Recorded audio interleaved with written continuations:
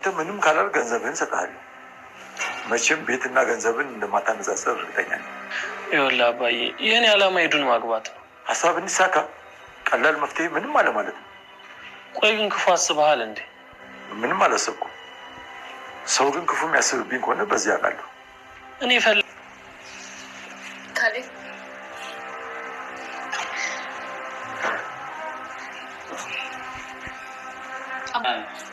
ደህና ነኝ። አንቺ እንዴት ነሽ? ደህና ነኝ።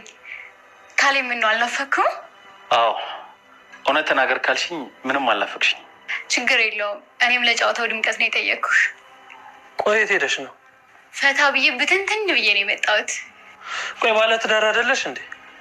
ባልየው አልጠየቀኝም እኮ። በያውን ተነሽን ይቅርታ ጠይቂ። ምን አጥፍቼ ነው? አንድ ቀንም እንኳን ደውሎ አልጠየቀኝም እኮ። ችግር ገጥሞሽ ነበር? አረ ምን ችግር? አሁንማ እኮ ደስታ ነው። እድሜ ለአንድ ሰው። አይ ጥሩ፣ እንኳን ደስታ ሆነ። አባዬ ትፈልገኛለህ? ልገባ ነበር። ዝም በይ አንቺ ልጅ። ዝም አልልም። ምን አስፈራህ? እሺ አሁን አልናፈኩም? የሆነ ፊውዝማ አቃጥለሽ ነው የመጣሽው። የኔ ፍቅር አሁን የምፈራበት ጊዜ አይደለም። የፈለግነውን ይዘን ያልፈለግነውን ጥለን እንሄዳለን። አረ በፈጠረሽ የምላስሽ እንዳትጩ። ያለኔ ትንሽ ጊዜ ብትቆይ በጭባጭ ያደረጉ አይደል? ማሳይሽ ቦታ አለ። አሁን አይደለም። ቤትሽ ነው እንዴ? ያውም የግሌ። እሱ ያማረሽ ቀረ። ትሁት፣ ይሄ ቤት የኔ ነው። በሚያሳዝን ሁኔታ ሁላችሁም ጥርቅ ብላችሁ ትወጣላችሁ። ጀግና አይፎክርም። እሺ ስንት ጊዜ እኔ ለማስወጣት ሞክረሽ እንዳልተሳካልሽ አስቢ። አሁን ግን ከልካዩንም አስወጣዋለሁ። እውነት ታስወጭኛለሽ? ደፋር ካለ አቤት። አኩርፈት አለ። አኩርፌ ሳይሆን እያነበብኩ እና ንቀት ነው። አይ ማንበብ ጥሩ ነው። እንዳንዳንድ ሰዎች ደድቦ ላለመቅረት። እየሰደብከኝ ነው? ደደብ ስምሽ ነው እንዴ? ለማንኛውም ሶፋ ላይ መተኛት እፈልጋለሁ። ስለዚህ ምን ልርዳሽ? በቃ ቀደምሽኝ እኮ እንጂ ልልሽ ነበር። ለምን? ከዚህ ሁሉ ጊዜ በኋላ አንድ አልጋ ላይ እንድንተኛ እንደማትፈልጊ እርግጠኛ ነበርኩ። እኔም ከአንተ ጋር የመተኛት ፍላጎቴ ከጠፋ ቆይቷል። ቲና እባክሽ ውጭ ልኝና በሩ ልዝጋው።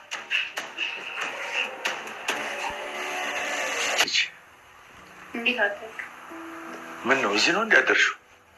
ምን ነው? አረ ምንም ልጄ፣ ምን ተፈጥሮ ነው ብዬ ነው። ልጅ አስጠልቶኝ። አስቀየምሽ? እኔን ምን አባቱ ቆርጦት? እኔ ነኝ ከእሱ ጋር መተኛት ያስጠላል። ትዳር አይደል እንደያዛችሁት? ተይ በእናትህ፣ ልትመክረኝ እንዳይሆን። ብመክርሽ ምን ችግር አለው? አባትሽ አይደለው? አባትም እናትም መክሮኝ አያውቅም። በቃ መመከር አልፈልግም። ጥሩ ልጄ። እና እንደዚህ ነው የምትቀጥሉት? እሱ እንዴት እንደምትቀጥሉ እናንተ ተነጋገሩ። አልገባኝም። አልገባህም? ትንሽ ቆይት ብሎ ይገባሃል። ተናደሻል መሰለኝ። በደህና ዋል። ምንም ሳትጮይና ሳትናደጂ እንድታናግሪኝ ይፈልጋል። እሺ ተረጋግቻለሁ፣ ግን ቅድሚያ እኔ ላውራ። እሺ አውሪ። ካሌብን መፍታት እፈልጋለሁ። አታምጣ ስለው አምጥቶ ቆለለው አለ። ምን ሆነ ነው? ቆይ ይሄን አይደል እንዴ የምትፈልገው? ይኸውልሽ ቲና፣ መሆን ያለበት ነገር ሁሉ እኮ ይሆናል፣ ግን አንቺ አልተረጋጋሽም። ይበልጥ የሚያናድደኝ ምን እንደሆነ ታውቃለሽ? ተረጋግቼ ተረጋጅ የሚለኝ ሰው። እኔ ገንዘብ ሰው እንደሚቀይር አውቃለሁ። አንቺ ግን እንደዚህ ትቀየሪያለሽ ብዬ በፍጹም አልጠበቅኩም። አልተቀየርኩም። ሁሉ ነገር የሆነው ከአንተ ጋር ደስተኛ እንድንሆን መስሎኝ እኮ። ታዲያ ምልሽን ስሚኝ እንዴ። ሲጀመር ሳትነግሪኝ ብቻሽን ስትዝናኝ ቆይተሽ መጣሽ። ለብቻዬ ጊዜ እንዳሳልፍ ፈልጌ ነበር። እሺ ወስደሽ መጣሽ። ታዲያ ለብቻው ጊዜ ወስዶ እኮ የመጣ ሰው መረጋጋት አለበት አይደል? አዎ የበለት ልጆት እኔ እንደ ልጅ ነኝ እንዴ? ያው ከፈለግሽ እና ስትፈልጊ ነው እንጂ ካልፈለግሽ እንዴት ይሆናል? አልተዋለድን። ለነገሩ በፍላጎት ከሆነ ጥሩ ነው። በፍላጎት ባይሆን ስንት ተጨንቆ ነበር አይደል? ለማንኛውም እኔ አባት አልፈልግም ባይ ነኝ። ልጆት ካልበቁ ግን ልጅ ይሆናለሁ። በቂ ናቸው። ለእኔ አታስቢ። ማንን ነው? አባዬ በስልክ ሲያወራት የነበረችው። አሁን መንቃት ጀመርሽ? የጠየኩን ጥያቄ ለምን አትመልስልኝም? መታሽ ሰው ሁሉ ላይ ከመውጪ አንድም እንኳን ቤት ውስጥ ምን እየተከናወነ እንዳለ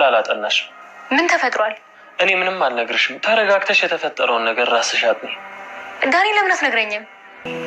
ትሁት አንቺ ትሁት። አቤት። ቶሎ ቡና። እሺ ግን ወጥጃለሁ። አንዴ እሱን ላውርድ። እኔ ሳዝሽ ወተት እንኳን ቢሆን ትተሽሽ ማለት አለብሽ። እምቢ ብያለሁ እንዴ? ያናገርኩሽ እኔ ነኝ። ምን እሱን ታየዋለሽ? ቲና ግን ትንሽ ሰከን ብትይ የተሻለ አይመስልሽም? ከዚህ ቤት መንቅሬ ሳላስወጣሽ እምልሽን ነገር ሁሉ እሺ ማለት አለብሽ። እሺ እኔ መቤት አሁኑኑ ቡናሽን አፈላለሁ። በጣም ጥሩ። ስሙ ተመችቶኛል። ከዚህም በኋላ የኔ መቤት እመቤት ብለሽ ልታይ ይፈልጋል።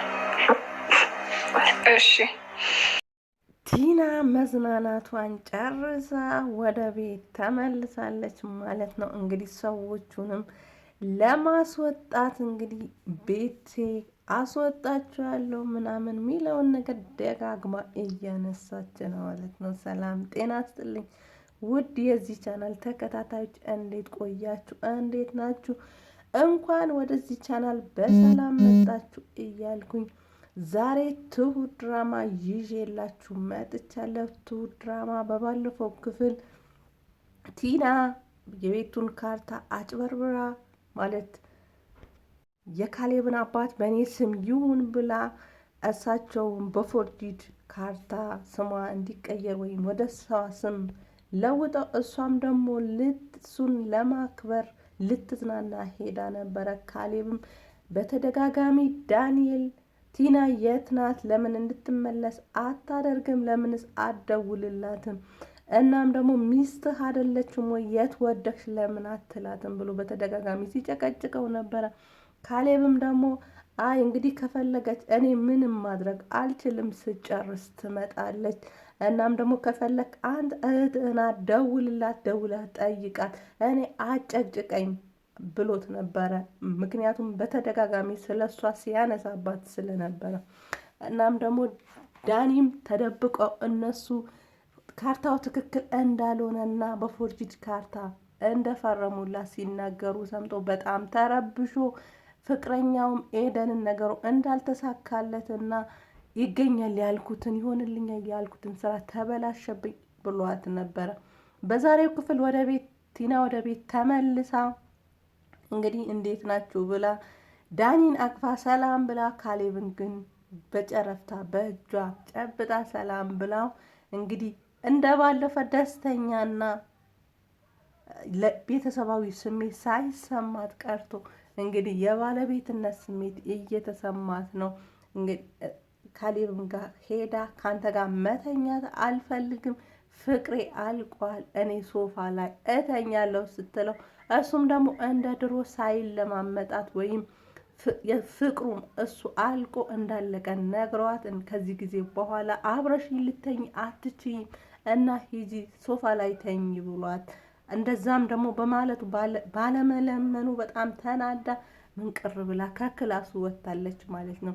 በመነጋታውም መታ ሶፋ አልተመቸኝም፣ አንተ ሶፋ ላይ ተኛ ስትለው እሱ አይ ስራውያ ነው የመጣሁት እና አትለፍልፊብኝ፣ ሂጂ ካልተመቸሽ መሬት ላይ አንጥፈሽ ተኝ ብሎ ቁርጥ ያለ መልስ ነግሯታል ማለት ነው። አባትየውም አባት እንደ ልጅህ ነው ወይ ምታየኝ ብላ ኤደንን ደውላ የካሌብ አባት ጋር ስታወራ ሄሎ ልጄ ብሏት ስለነበረ እንደ ልጅህ ነው ወይ ምታየኝ ብላ ስጠይቀው አንቺ እንዴት ነው ምታስቢው አላት። እሷ ግን አባት አልፈልግም፣ እናም ደግሞ እንደ ልጅህ አትየኝ አይነት መልስ መልሳለታለች ማለት ነው። ከዚህ በፊት ልጅህ ነኝ አባዬ ምናምን ብላ ስትለው እንዳልነበረ አሁን ላይ ግን ያው ንብረቱ በስሜ አድርጌያለሁ የሚል ተስፋ ተሰምቷት ማለት ነው። እንግዲህ ሰውዬውም እሷ ውጡ እስከምትላቸውና ከእሷ የሆነ ነገር እስኪፈጠር ድረስ በዝምታ ነገሩን ዳኒም እንዳይነግራት ካልነገራት የጠየቃቸውን ብር እንደሚሰጡት ቃል ገብተውለት እሱም አልነገራትም እስካሁን። ግን በምታደርገው ነገር ሁላ ደስተኛ አይደለም። እሱንም አግኝታ ነገሮች ሁላ ጨርሻለሁ፣ አሁን እነሱ ከቤት ማስወጣት ነው የሚቀረኝ ስትለው እንኳን እሱ አይ ተረጋግተሽ አስቢን፣ ቤት ውስጥ የሚደረገውን ነገር ምን የምታውቂው ነገር የለም። እናም ደግሞ ነገሮችን በማስተዋል ብታደርጊ ጥሩ ነው። ከዚህ በፊትም ብዙ ነገር አበላሽተሻል አልሰማ ብለሽ እና ደግሞ ረጋ በይ፣ አትናትበይ፣ አትቸኩይ ቢላትም አባትየውን በብዙ አይነት ነገር እንዲገባት ከፎቅ ወድቀሽ ታውቂያለሽ ወይ? ከሶፋስ ብትወድቂ ምን ትሆኛለሽ? ሲሏት ከሶፋማ ይሄ ቅርብ ነው ምንም ልሆን አልችልም ስትላቸው ከፎቅስ ብትወድቂ ብለው ጠየቋት። አይ ከፎቅ ብወድቅ እንኳን የሚተርፍ ሰው አለ ወይ? አልተርፍም አይነት ነገር ስትላቸው ንብረትም እንደዛ ነው አንዳንዴ እስከ መጨረሻው ድረስ ልታጪ ትችያለሽ ብለው በቅኔ ቢናገሯትም እሷ ግን ነገሮች ሁላ በአንድ አቅጣጫ ብቻ ነውና የምታየው። እንግዲህ የሚታያት ቤቱ በስሙ መሆኗ ብቻ ነው እና በተለያዩ ነገሮች ቢነግሯትም ሊገባት አልቻለም ማለት ነው። ዳኒም መፋታት የሚባለውን ነገር ሊደግፍላት አልቻለም እና ከዚህ በኋላ አብረን የምንሆንበት ጊዜ ከማልወደው ሰው ጋር ኑሪ አትበለኝ ብላ ስትለው እሱ ግን አይ ተረጋጊ፣ ላስታርቃችሁ እስከ ማለት ድረስ ካሌብንም እኔ ላስታርቃችሁ፣ ፍቅራችሁ ያስቀና ነበረ እና አብራችሁ ነው መሆን ያለባችሁ እና ጥላችሁ በጣም እየጨነቀኝ ነው ብሎ ሲለው ካሌብም እንግዲህ እሺ አስታርቀን አይነት ነገር እኔም ናፍቃኝ ነበረ፣ እንደውም በናፍቆቷ ልሞስል ነው የመጣችሁ ብሎታል ማለት ነው። እንግዲህ እያሾፈበት ዳኒም እሺ ያለው መስሎት በነገሩ ተስማምቶ ከቤት ወጥቶ እሷ ሲጠይቃት ግን ከማልወደው ሰው ጋር ኑሪ አትበለኝ፣ ልሰማህም አልችልም፣ ግን መጥቼ ሰርፕራይዝ አደርጋችኋለሁ ብላለች ማለት ነው። ቲናም ደግሞ ስታዛት እሺ እመቤቴ ካልሆነ ስታዛት አይ ስራ ይዣለሁ ስራውን ስጨርስ ስትላት አይ እንግዲህ እንዳላስወጣሽ ስትላት አባትየው ጠቅሷት እሺ ብላት እሺ እመቤቴ ስትላት ከዚህ በኋላ እንዳውም እንደዛ እንድትይኝ ነው የምፈልገው፣ እሺ እመቤቴ ብለሽ እንድታዘዥኝ ነው የምፈልገው ስትላት እሺ ብላታለች ማለት ነው። ግን ያዘዘቻትን ነገር አልፈጸመችላትም። ቡና አቀራርቢ ብላት ነበረ፣ ግን ዝም ብላት ወደ ስራዋ ሄዳለች ማለት ነው። እንግዲህ በስተመጨረሻም ዳኒም አባትየውም ሚሏትን ነገር ልትሰማ አልቻለችም። እንግዲህ ለካሌብ ተሰብስቦ በተቀመጡበት ቦታ መታ ቲና ውጪ፣ አንቺ ውጪ ሁኚ ማወራቸው ነገር አለ ስትላቸው አይ አትወጣም እሷ ባለችበት ንገሪን አላት ማለት ነው። ካሌብ እንግዲህ ከአንተ ጋር መፋታት እፈልጋለሁ ስትለው መጀመሪያ ለአባትየው ነግራው ነበረ ከካሌብ ጋር ፍቅሬ አልቋል፣ ከሱ ጋር መኖር አልፈልግም ስትል አይ እኔም እኮ ለእሱ የምትሆነውን ሴት አዘጋጅቻለሁ፣ የምትወደው የምታስብለት ሴት ፈልጋለሁ ብለዋት ነበረ። ሁሉም ያው ይሄን ነገር እየጠበቁ ነበረ እና መታ ከአንተ ጋር መኖር አልፈልግም ልፋታ እፈልጋለሁ ስትል ነው ድራማው ያለቀው። ቀጣዩ ክፍል ይዤላችሁ እመጣለሁ። የትሁት መጨረሻ እንግዲህ አብረን የምናይ ይሆናል ማለት ነው። አብራችሁኝ ስለነበራችሁ ከልብ አመሰግናለሁ። ባባይ